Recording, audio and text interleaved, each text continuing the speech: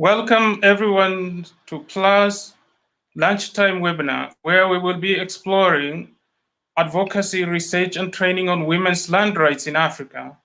It's a pleasure to welcome to you esteemed speakers today from all walks of experience in Africa.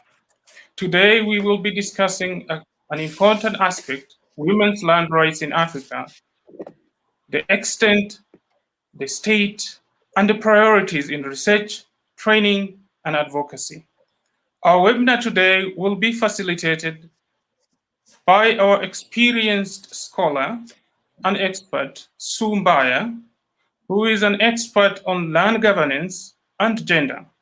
She has been a lead consultant for our output on this Women's Land Rights Project. She developed a scorecard, trainings of trainers manual, and today we are so pleased for her to facilitate this session. Sue, over to you.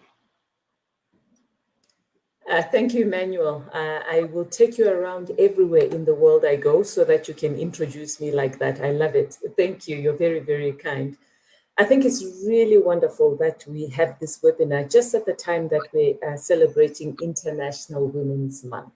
It is fitting that at this time of year, we focus on the issue of women's land rights because there are few issues that are as important universally across the world for women's empowerment and actualization of women as land governments. So thank you very much and welcome. I'm really, really glad that we're able to focus on the outcomes of this 3-year-long study. Today, we will look at 4 particular aspects. First of all, we will look at advocacy, how effective advocacy has been in ensuring that African governments actually adopt the policies and laws that have been developed to enable and facilitate women's access to and use of land. So advocacy is really, really important. It's not enough just to have the laws, as we all know. The second aspect that we will be focusing on is implementation. Across different sectors, we know that one of the greatest challenges that African governments face is that of implementation. So again, we will be looking at that. How effective have efforts been by African governments to implement some of these very progressive policy frameworks that have been put in place? We will look at training, because you can have the most beautiful laws, well positioned, but the ability to understand them and to apply them is critical. So again, the ability to empower those who are supposed to use them, but also to empower women to understand the frameworks that have been developed on their behalf is really, really critical. And finally, we will be looking at the effectiveness of documentation. Understanding and tracking problems is critical. That which is not documented, if it's not written, if it's not documented, it does not exist and it cannot be resolved. So these are the 4 aspects that our speakers will be addressing. And I would like to go right away to our speakers. You will agree that we've got an incredibly gifted panel of experienced land professionals. And to get us started, we will start immediately with Isabel. Isabel Maria Casimiro. She is a professional land expert in that she's a professor. She's a researcher with the Center of African Studies in Maputo at the Eduardo Mondlane University. Since 1980, she's been teaching graduate courses at the university. She's the coordinator of the Department of Development Studies and Gender. She is the sitting president of Codesria, very, very highly respected institution in Africa, which is the Council of Development for the Development of Social Science and Research in Africa. Her areas of interest include women's human rights, social movements, women's feminist movements, democracy and participation, solidarity economy, and other economies. Some of these words have even got my brain in a spin. Either way, we can agree that Isabel is highly, highly regarded and highly, highly experienced as an academic. Welcome, Isabel. Over to you. You have 10 minutes. Thank you.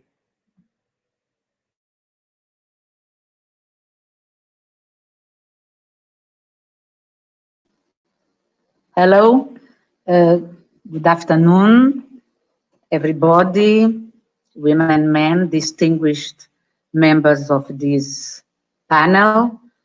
Thank you very much for the invitation to participate in this dialogue. Thank you very much to PLUS for allowing us to organize this. As far as I know and understand, I think that research on land issues and mainly research on women, on gender, has been very important, mainly after the independence of many of our countries.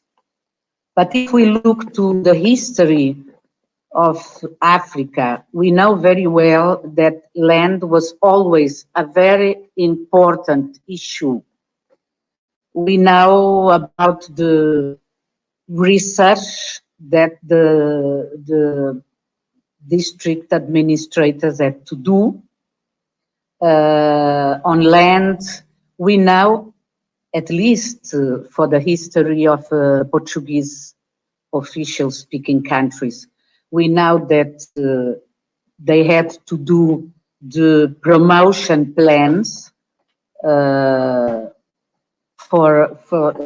every 5 years or every 10 years. So we know that land was always very important. So research on land issues was always in the programs of all the governments. And we know that because of colonialism, because of the importance of land for the majority of the people, and because of the fact that the majority of the people during colonialism had no access to land, they were dispossessed of land, the land question was a very important question for independent states. And we can see historically that many of these states, the governments, took a series of measures taking into consideration the research that's needed for the transformation of the policy in the countries, and mainly the policy regarding land issues. And we can also see that because of this research, international organizations, African organizations, and our governments decided to take very important measures to tackle the land issues, and mainly the land issue regarding women. Because in spite of the fact that we and still have in some parts of Africa matrilinear societies, because of colonialism and because of the policies that were taken even after independence, women began losing their right to access land that they use, land that produce the majority of the food that the families need. And that is so important because the producing of this food is cheaper than if they are going to buy food in different shops. So it is very important for women to be the producers, but at the same time to be the ones that have access and that can own the pieces of land that they are working to produce food for their families and food for the countries. In many of our countries, they are the main producers of food. So the research that has been done and goes on being done by universities, by institutions like PLUS, institutions like the Center of African Studies, the beginning of independence and since its creation, and many others in Zimbabwe, in Tanzania, all over Africa, have been doing research to document the situation and to show that women are the main producers and that they need to be recognized as that, they need to have access to land, they need to be the owners of the land that they are already working. And the research is there. We can search is there in most countries. Another issue is if this research is taking into consideration. I to read a lot of research reports and projects that were undertaken by different organizations, by different universities. And we can't say that we don't have research. We have research has been done before and after independence.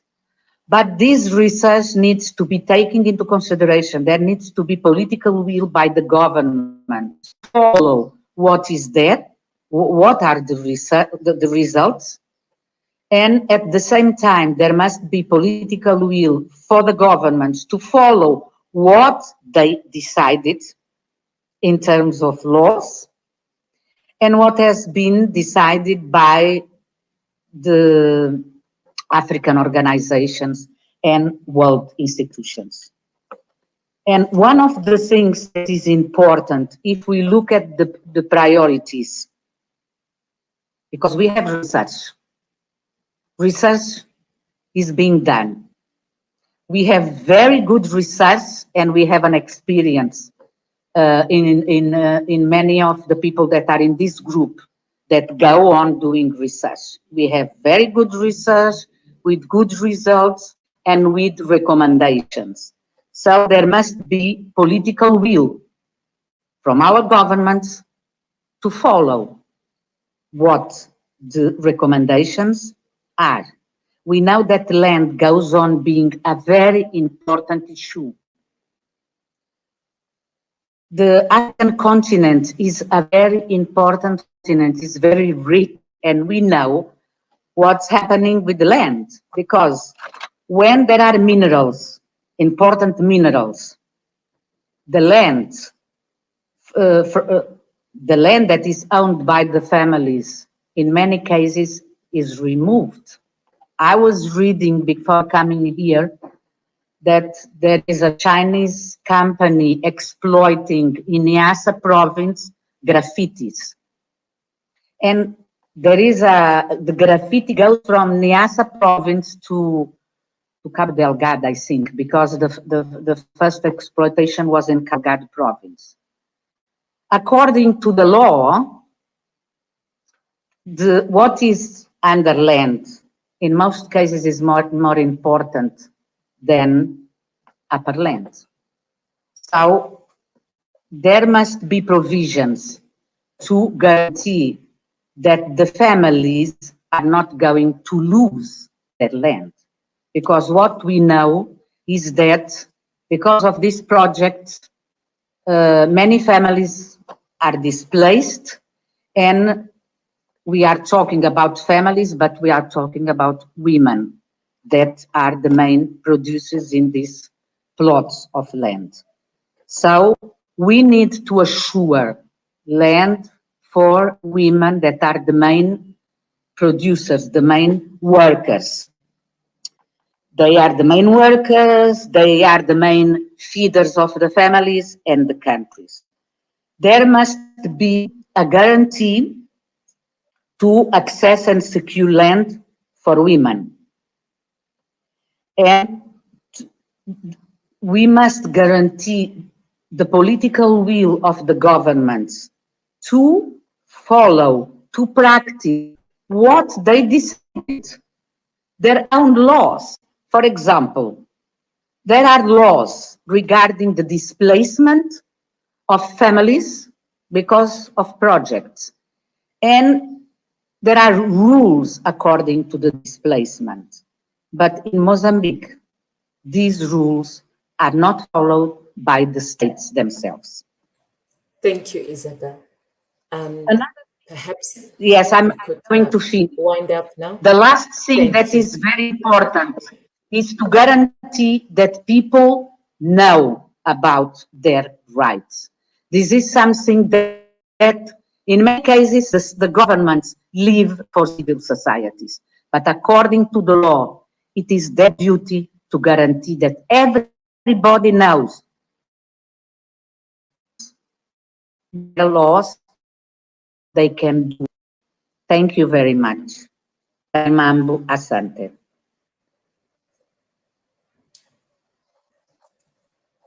Thank you, Isabel. That was clear as it can be. Clearly, the laws are in place. You've made it clear that what is now required is the political will.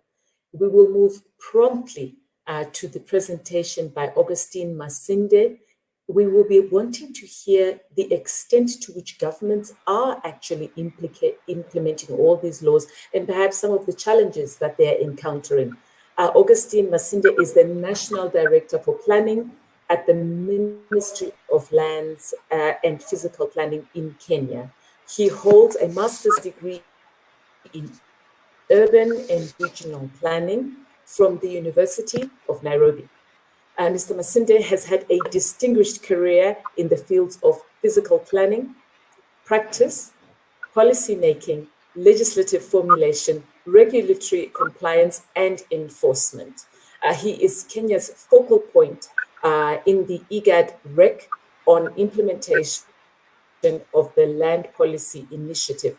And he also chairs the task force to review Kenya's national land policy. That's the 2009 land policy. I'm sure you agree with me that he is amply qualified and positioned to speak to Kenya's experience in implementing these land policies. Thank you. Augustine, you have the floor. You have 10 minutes. Thank you very much, Sue, for the opportunity to speak to this August congregation. And good afternoon to all the colleagues and panelists on the platform. I just want to share with you the experience Kenya has had in implementing the land reform agenda and what we have been able to achieve, the challenges, and the way ahead. We started formulating the policy, national land policy in 2004 in response to demands of the citizens for enhanced democratic space and improved governance practice on matters of resource management and access. So our government took the initiative to start off formulation of the process of the policy. And in terms of the objective of the policy formulation, we set out to produce a policy that would guide the country towards an efficient, sustainable, and equitable use of land for prosperity and posterity. It took us time to go through that process, about 4 or 5 years. And during this period of time, we were able to mobilize the entire spectrum of stakeholders on land, ranging from state agencies, non-state actors, communities, women groups, political leadership, local government authorities, professional organizations, the academia, development partners, and parliament. And out of that process, we were able to come up with a generally agreed policy document, which was then approved and published in 2009.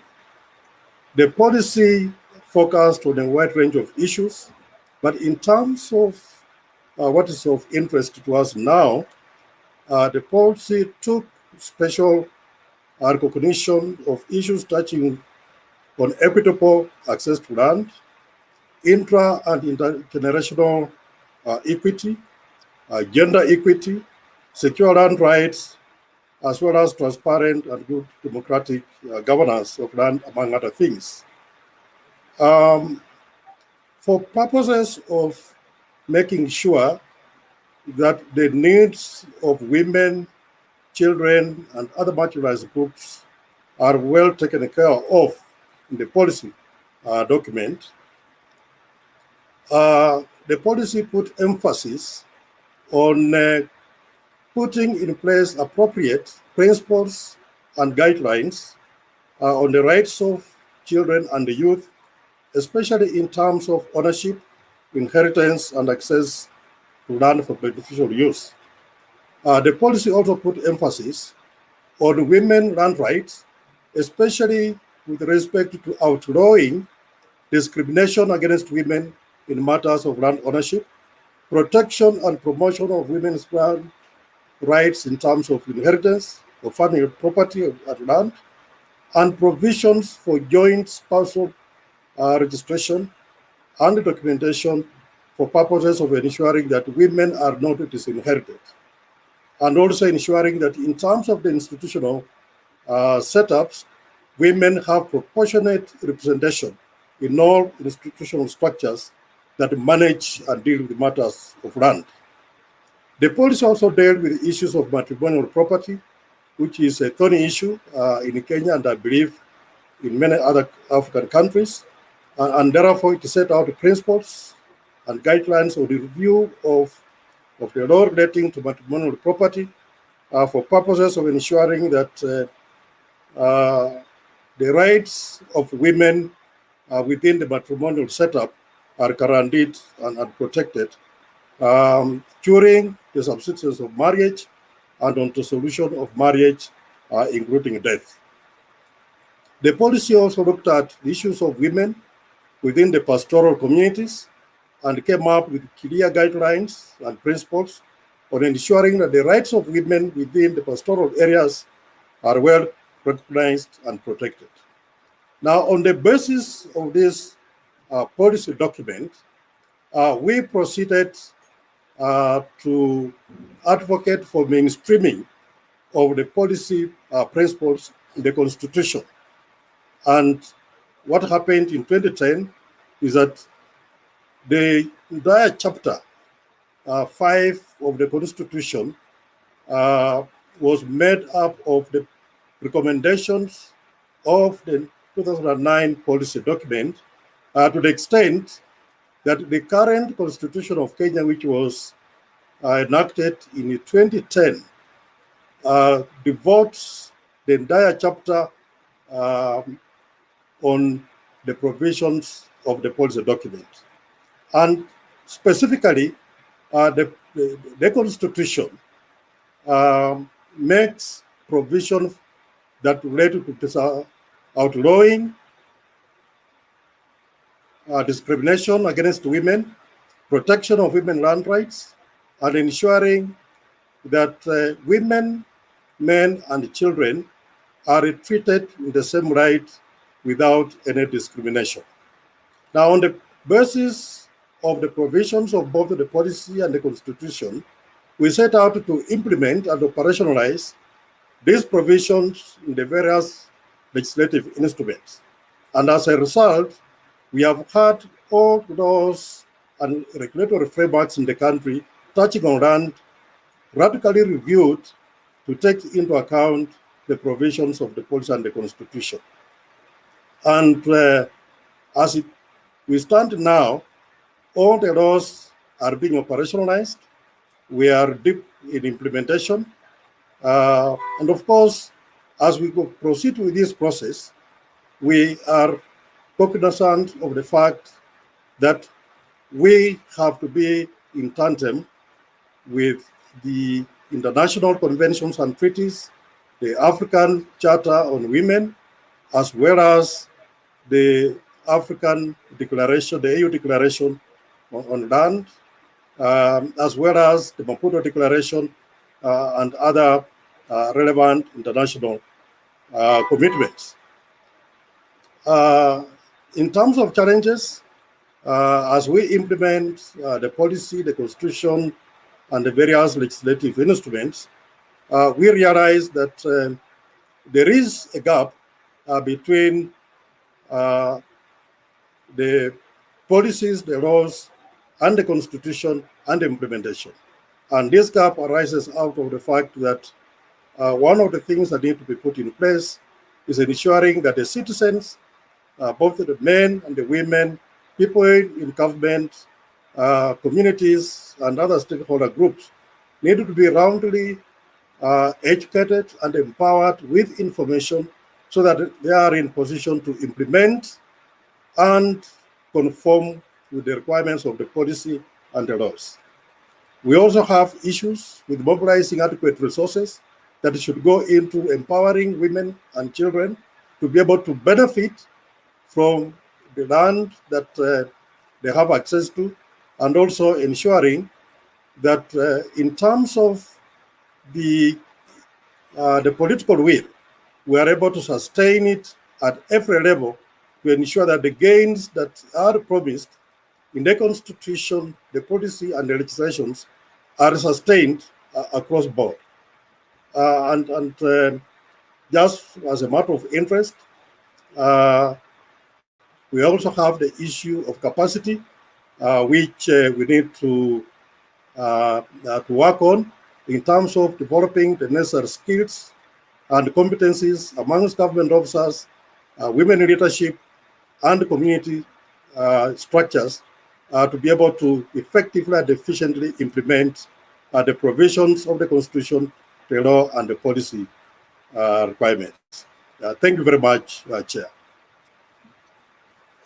Thank you, Augustine. That was clear, that was concise. I suspect that our participants will be wanting to hear a little bit more, around the experiences as you continue with the implementation. But thank you very much for that presentation. Now, as we all know, progress doesn't just happen. A lot of the time, and especially when you're dealing with marginalized groups like women, there's a lot of advocacy requires. And I think all of us are aware of the amount of advocacy that was required to put the issue of women's land rights on the agenda and to drive the kind of policy change that we have seen. So our next speaker will be speaking to the issue of advocacy. And I'm really, really excited to welcome and introduce to you Naomi Shadrack, who is the Women's Land Policy Advisor at Oxfam International. This is a household name. Naomi is a household name amongst advocacy circles.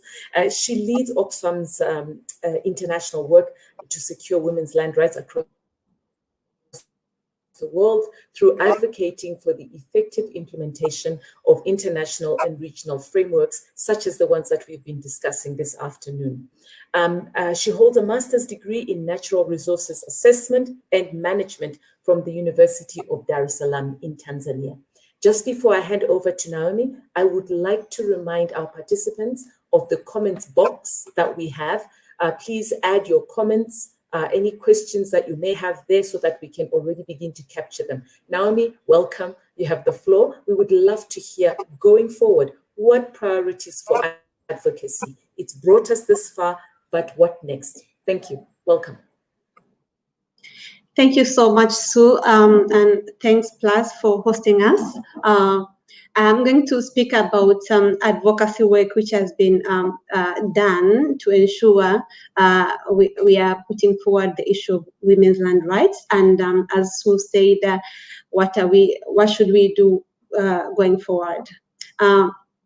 In the past decade, we have seen a number of land reforms, and we have seen these reforms which are very important for women and putting forward the issue of women's land rights. We have seen innovative approaches which aim at helping on land administration. We have seen a number of legal instruments, and we have seen a number of initiatives which are aiming at minimizing gender inequality in Africa.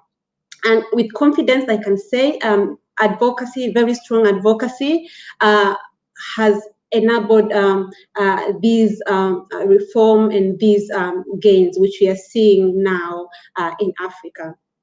And for us who are working, for us in the civil society, we believe for advocacy work to be done, that we should have strong evidence from the project on the ground, and also we should have strong research. So I'm going to talk to share some of the very important actors we have worked with for the past years to reach to where we are now. So civil society has worked in collaboration from the civil society who are making alliance, like CSO platform in Africa, and also working with grassroots civil society.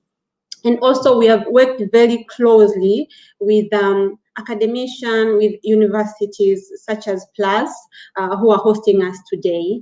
And we have also worked very closely with governments, regional economic bodies, and also African Land Policy Center. So combining all this, we have had a number of gains on women's land rights in Africa. For example, another actor we have worked very closely with is chiefs and traditional leaders. These have been very important actors to help us to understand the issue of tradition and customs, and help us to change narratives. Sometimes the way we understand the traditions in Africa may be based on the stereotypes. So the tradition leaders and chiefs have helped us to understand the customary laws, and what we have learned is sometimes customary laws are there to protect women, and there are very few. There are other discriminatory rules which have to be abandoned. Yeah. So what we have seen with collaboration with let's say, for example, with collaboration with African Land Policy Center, these have been very key. This has been very key institution of African Union to work with civil society, because we have worked on inputting in different documents, work on debates, inputting in different documents, submitting our suggestion and position of civil society, which has helped. Now we see there are a number of guidelines in Africa, like guideline on large-scale land-based investment, which is very strong and was very key on solving and addressing issues of large-scale land-based investment and land grabbing in Africa. And also we have worked with some government leaders, civil society. For example, I can give example of on the rec. Civil society in West Africa are working very close with Pan-Africa, with member of parliament. For example, there's a West Africa Gender platform, which work very close with member of parliament. And what they're doing is, through working with member of parliament, it makes easier to inform the Member of Parliament to understand what are the international instruments and how those international instruments can lead to change in their constituents and in their nation. And this also was done by some of the members of Pan-Africa Parliament.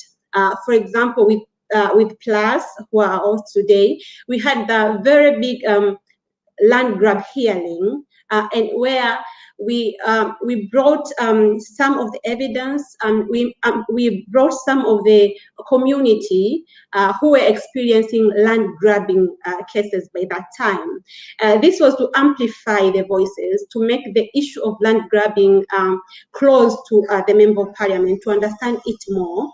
And through this advocacy, we saw Member of Parliament now starting to adapt some of the good practices, such as those which are there on VGT in large-scale guidelines for large-scale land-based investment. So working with these actors has been a very, very, very important strategy for civil society to do advocacy. And in 2009, we saw head of states in Africa have the declaration on land.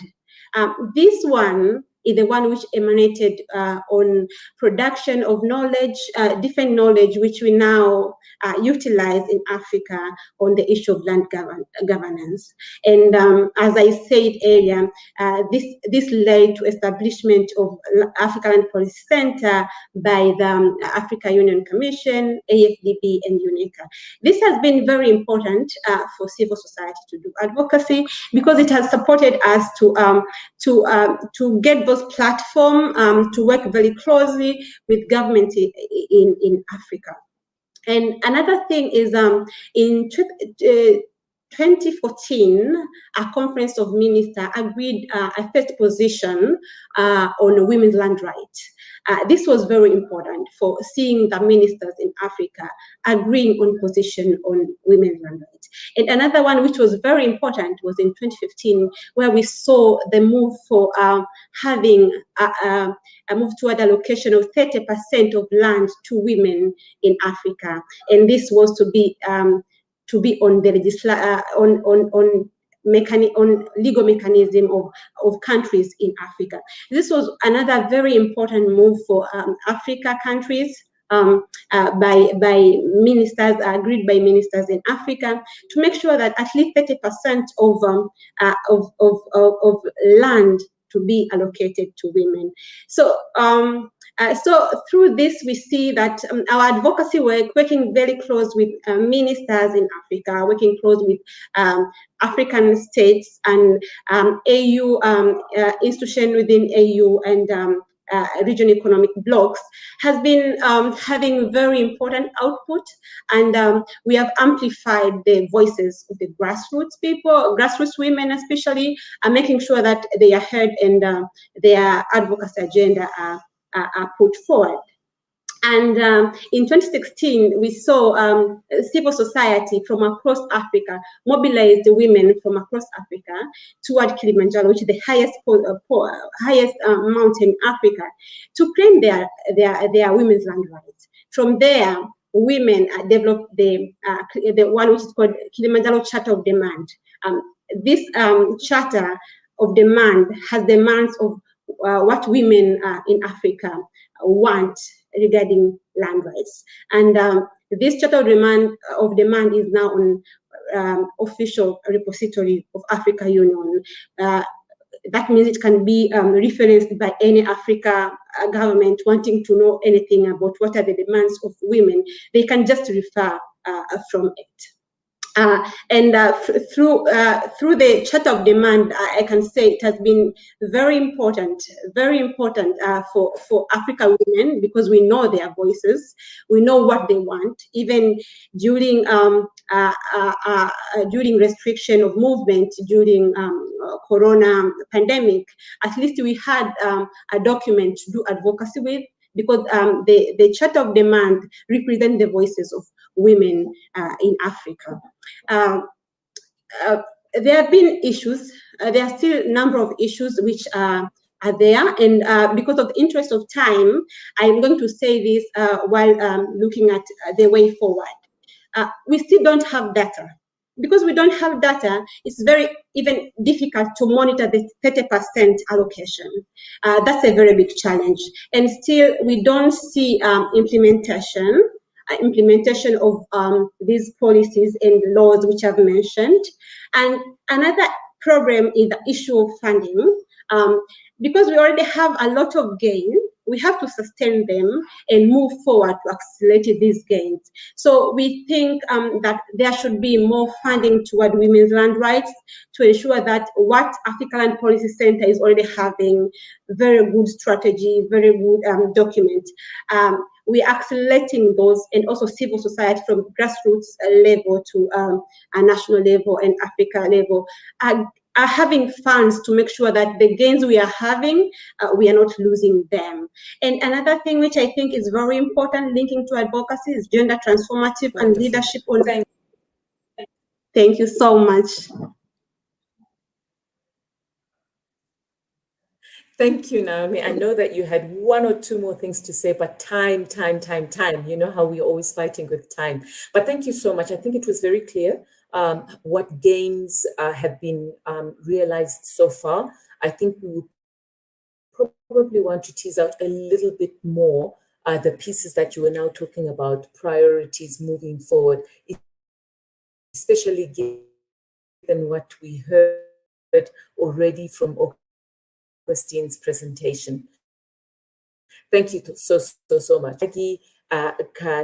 Maggie is well known to many of us as the founder and the executive director for the Women's Legal Resources Center. She has 19 years of experience working on gender and women's rights issues, solid on gender and women's rights issues.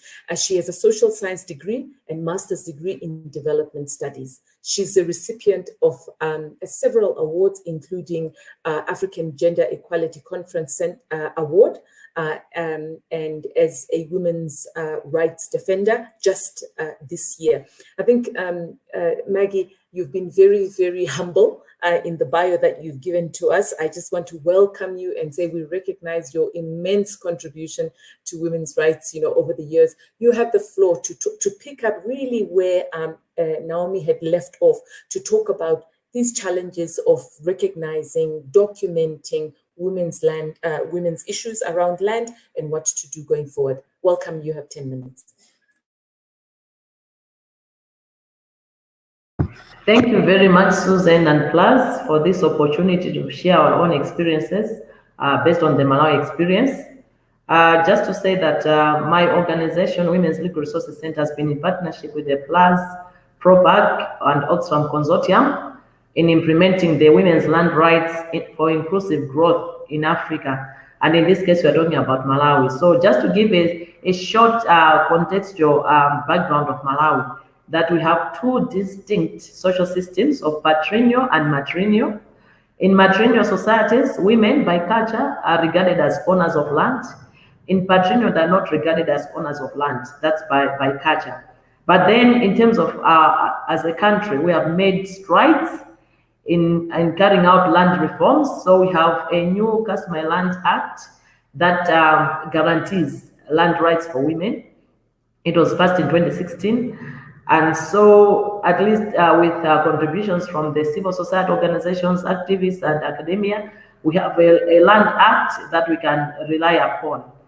But what we have seen from our own experience is that we can have the laws in place, we can have the policies, yes, documentation in place, but if people don't know about the laws, then we cannot make much progress. So as CSOs, as Warwick, under this project, we have been doing trainings for women so that they can understand what women's land rights are all about.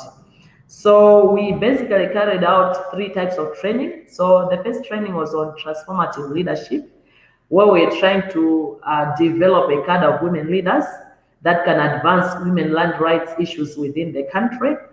And then we also had trainings on the laws and also the scorecards. A scorecard is a tool that enables women to analyze their own situation within their own context in terms of how women land rights are being protected, how they're being advanced, and then what are the gaps. so that in the end they can do local level advocacy. So we targeted grassroots women's groups who were able to understand what women land rights are all about, what the laws are talking about, and how they can use the scorecard too. We also carried out trainings for traditional leaders, recognizing the fact that these are mostly the point of departure when issues arise within the communities. So if traditional leaders don't understand what women's land rights are all about and what the laws are saying, then it means that we cannot achieve much. So just to say that we have seen that the trainings that we conducted have had impact on the groups that we have targeted. So for example, like we have seen women in the rural areas standing up to demand their land rights. And we have seen them trying to protect land-based interests. In that regard, we'll talk about, for example, a district in the central region of Malawi, where women were able to stand up and talk about the challenges that they are finding with the coming in of a sugar factory industry within their locality. We have also seen a significant number of women that have been able to use the scorecard tool to analyze what is happening within their communities when it comes to issues of land rights, and also demand duty bearers to address the challenges. We have also seen traditional leaders being more responsive to women's land rights. A good example is in the northern region of Malawi, which is quite patrilineal society, but we have seen that in a district, for example, of Rumpi, there have been traditional leaders who have been able to facilitate ownership of land for women. So quite commendable that the trainings that we have been conducting have been producing such kind of results. As we are moving forward, for us, we think that training is not an end in itself. Training also has to be done in such a way that people can relate what is happening at national level and what is happening at international level. So for Warwick and even other partners, we are looking forward to a training which is going to be more practical than theoretical, trainings that can make the beneficiaries or the target groups or the project participants to understand better how the different legal instruments that are available are speaking to each other. So in this kind of scenario, we are looking at how the international continental policies can actually contribute to what is happening at national level. We are also looking forward to a training which can actually spark a process of change, whereby it can bring together people around a certain cause, a common cause, and also being able to see how, for example, failure of the state to domesticate some of the international provisions is having an impact of women's land rights within the country. We are also thinking that as a priority, the trainings that we conduct should not just be informational, but should be able to raise consciousness. So people should be able to know what is failing, what is working out, and then they're able to do advocacy based on the experiences on the ground. We also believe that best trainings are those that enable citizens of each country to be active citizens in terms of understanding their rights, their responsibilities, but also that they're able to hold duty bearers accountable. So in a nutshell, that's what I would say in terms of our work on trainings. Thank you, Susan. Wonderful. Thank you so much, Maggie. And also thank you for giving us 2 minutes. And so we'll be sure to give you some consideration in the final round as we conclude. So there we have it. There are our presentations, and I think it's very clear how the advocacy documentation elements have come in to capitalize on the gains that can be achieved from the policy frameworks that were established previously.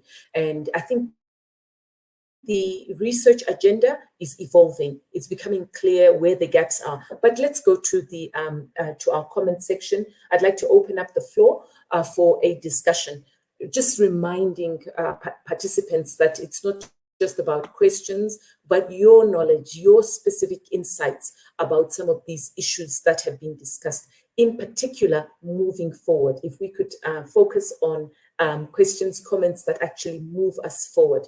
There are two comments in the chat box that have already come in, and I'd like to ask Augustine whether you would be able to address these questions. The first one actually talks about the patriarchal system which exists in Africa, and the question is, how is Kenya actually managing to include women in the public decision-making system, for land rights? And the second question refers to the second question refers to documentation. Do we have data and statistics land is concerned? And how are these numbers being interpreted to decide whether or not we are able to reduce at this point the gender gap? Augustine, would you like to speak to those two questions? Thank you.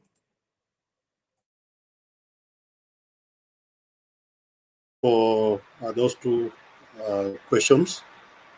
With regard to documentation and availability of data on women holding of land vis-a-vis the men, we are yet to develop a database for capture and dissemination of that data, but something we are working on as part of the National Land Information Management System. We are just about to roll out a nationwide electronic-based land information management system, which will, among other things, be able to capture data relating to ownership of land by men and women for ease of analysis and decision-making. And with regard to the first question, we are doing documentation of all the steps that we are taking in implementation of the various laws and policy guidelines. And there is quite a lot of progress being made, although we have some setbacks, including what I've just mentioned. But we are well on course. We don't feel in any way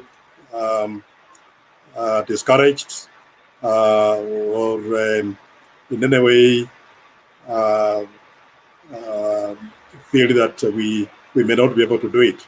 We are quite on course. We are confident that we are going to get where we want to be.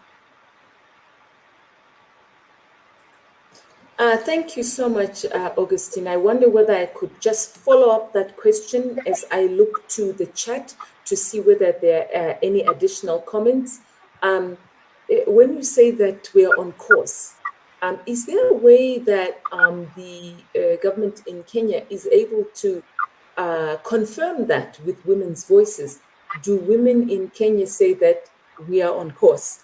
Is there a way that we're able to continue to capture the voices of women to see whether they agree that the way in which implementation is being rolled out is actually empowering them further?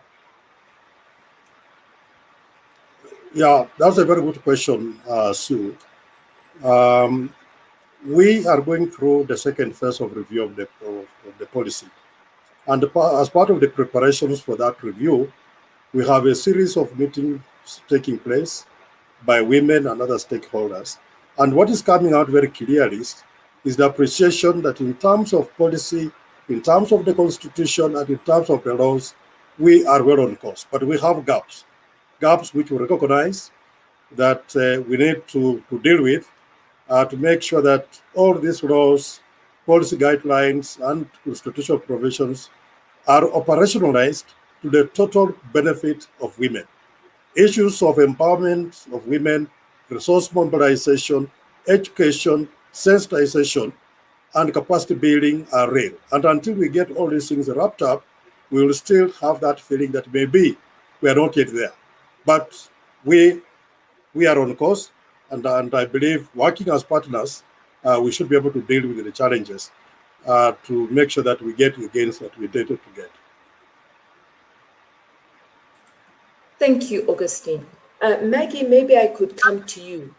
From what you've heard, what do you see emerging as the agenda moving forward around documentation? especially around the issue of understanding women's perspectives as we continue on this journey. Maggie. Yeah, thank you, Sue. I think documentation is very critical because whatever work that we're going to do has to be backed up by what is available, what is the evidence on the ground. And I think in terms of women's voices, we need to have a deliberate process where we are going to engage the women so that then they can tell us their own lived experiences. Because I think what has been missing is that sometimes activists or government would talk on behalf of the women. Yeah. So sometimes we assume too much that we know better. But for me, I think that women themselves have to be involved in analyzing their own situation. They have to be involved in monitoring their situation to see whether things are changing or not. They have to be involved in terms of recommending what works better for them. And I think in the case of Malawi, for example, we're talking about matrilineal and patrilineal, where it is assumed that in matrilineal women are fine because by culture they are regarded as owners of land. But in reality, that's not the case because we still find that issues of tenure of security, security of tenure for women is challenged by the fact that it's men that will control the use, will also make decisions in terms of how that land is being used. Even if it comes to issues of, for example, selling of that land, for example, it's happening like that, that men still have to make decisions. So for me, I think that women have to be at the center of all strategies that we're going to use so that we know exactly what is happening and then we know exactly what is supposed to be done to help them. Thank you. Thank you, Maggie. And I'd like to connect that question to Isabel. Isabel, I'd like to bring you in here. How can we effectively make sure that that voice of women also informs research? Because traditionally there is a gap, isn't there, between our grassroots women, for example, who are the workers of the land, and where research is taking place. How are we bringing women's voices to inform the research agenda moving forward?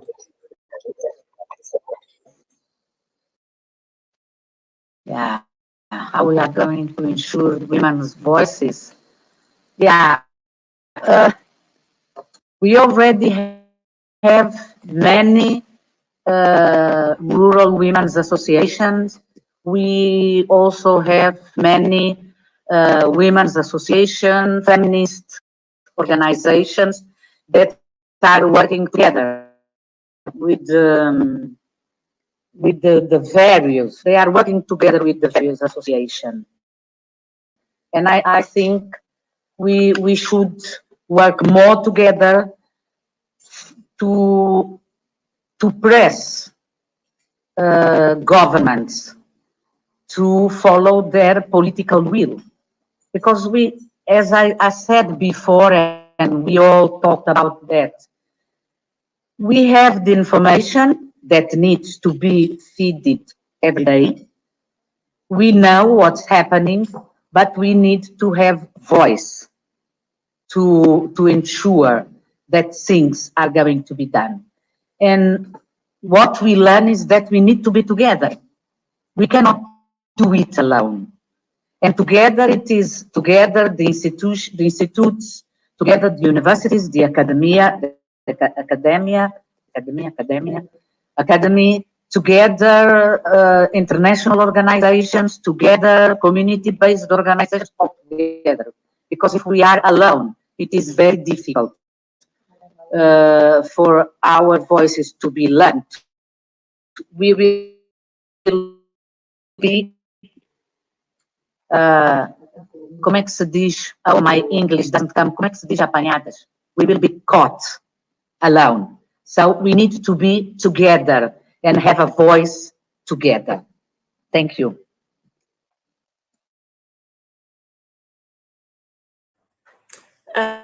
Thank you, Isabel. On that, together, at some of the representatives of the three organizations which were behind this initiative, and to just really recognize the Institute for PAC. We would like to recognize them as well, the International Land Coalition, and to recognize the funding from the EU, and of course Oxfam's Oxfam's Pan-Africa program. And we have somebody who's really, really special joining us, somebody who's my own sister. Joanne Kagwanja is here. She is the CEO at the Land Policy Center. Joanne, I'd like to invite you to say one or two words, and I'm not going to try and introduce you to anybody. So Joanne, you have a few moments to talk to us. Thank you. Can you hear me? Okay, thank you so much. And so good to see familiar, friendly faces. What a wonderful team here. Naomi, Maggie, my brother Masinde, Sue, Emmanuel, Isabella, thank you so much. I've been listening to you and I'm not sure what else to add because Naomi made my work so much easier and did exactly what we need to be doing, which is once we've all worked together and gotten these commitments, we speak to them. They are not owned by anyone. They are owned by all of us. And so it was so great to listen to Naomi as she spoke to the various commitments at the AU level on women's tenure security. So I think my focus here is really to look at where are we going together then, because we have roles for each one of us. I mean, Maggie has been working, I think I know Maggie from way back at the grassroots level, and then with Masinde at the national level. So you have the right people here on the platform. Naomi, our partnership with Oxfam that you now represent together with Sue and Okoth Ogendo, as you recall, ensured that the framework and guidelines was gender sensitized, and that we ended up with a declaration that called attention to the women's on women's land tenure security, together with others, you know, UN Women and Action Aid and others then at the time. So what we have done at the continental level in the recent years, I think, should point us to where we need to go. Remember, like you mentioned, Naomi, in 2015, we have this commitment of 30%. Now, if Maggie was to be asked in Malawi, 30%, so here we are talking about documented land rights for everybody, but that we show that when you fully document all land rights, which we are not there yet, that you actually have 30% of it in the hands of women. So I think it's good to keep it in that perspective. And here we're talking about control, full control over land. And we need to be able to show this and track it. And that's why the STC, even after 2015, are saying, okay, now we have a commitment, so the member states are committed. In 2017, they said, okay, please examine your legal and legislative frameworks and start reporting on that. And then that was not enough. So I know in Malawi, you had the bill. In Kenya, you have all the right legal instruments. But then in 2017, in 2019, the STC went further to clarify some of the areas where we might hold ourselves to account. The area related to collecting sex disaggregated data. The area relating to harmonizing the legal frameworks. So we have to track ourselves now. We have to do the hard work. So when I hear of training of our technical assistance, of our advisory services, of the connections to our network of excellence on land governance in Africa, I think if we don't do something in the next year or two, and that we can own as having done, then we would have failed. Another issue is the one that says that the land reforms that we have must be able to provide for equal opportunity for us to exercise our rights as men and women. And then finally, because we had 4 decisions in 2019, so we've been cascading, getting more and more decisions. And these are decisions that show commitment, but also that provide areas where we might get the tools, areas where we might track ourselves, areas where we might go to the member states and actually now I think I heard that in Kenya they might be reporting on sex disaggregated data. So maybe in October you can bring that and we can report on that. So the strategy that the AUC together with ALPC very quickly we have to use the information that the research here has produced is one where we say, okay, what are the guidelines to do all this? Where, how do we go ahead to do this? What has happened where, and how can we apply this elsewhere? So training is one. The issue of knowledge and data obviously is important. The training as part of technical assistance, not standalone on its own. And also in terms of advisory services and providing expertise that cut across countries to help to review these land policies, but also to train those that are reviewing the land policies, whether it is in the parliaments or whatever it is. So I think this is critical and also a basis for reporting. Now, obviously, we have a basis with some of the indicators that are either underpinned in the goals that are the SDGs, the AU Agenda 2063, but the monitoring and evaluation of land governance in Africa captures some of those. And so the tracking, we can't complain that we don't have the indicators anymore. What we can now complain a little bit is the data. And so even as you're thinking of training, where we can integrate the surveys in the already existing surveys at country and national level is critical at this point. And so we are looking forward to I think, supporting it, to supporting those that are on this platform, but those that are listening as well. The African Union is committed as a platform. The United Nations is committed as a platform. The Africa Development Bank is committed as a platform. And here I'm talking about agencies that cut across, whether it is ECA, FAO, and others as well. So even as I'm listening to this, I'm just excited that knowledge, we don't have enough of it. We can't say we have enough knowledge.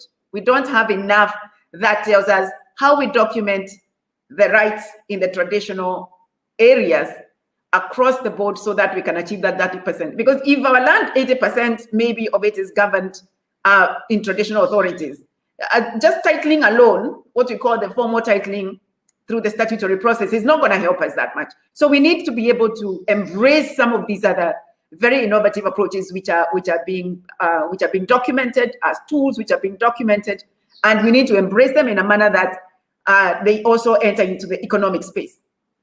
So I think it's exciting, but I think it just calls us to scratch our heads even further in moving ahead so that we know how many countries. I think our bosses are now a little bit tired of hearing its advocacy and giving them speeches to go to speak to. They are saying now, I need to know the data. I'm going to this country. I need to know where we are on women's land tenure security. That's what I'm told, at least by my boss. I don't know what your bosses are asking for.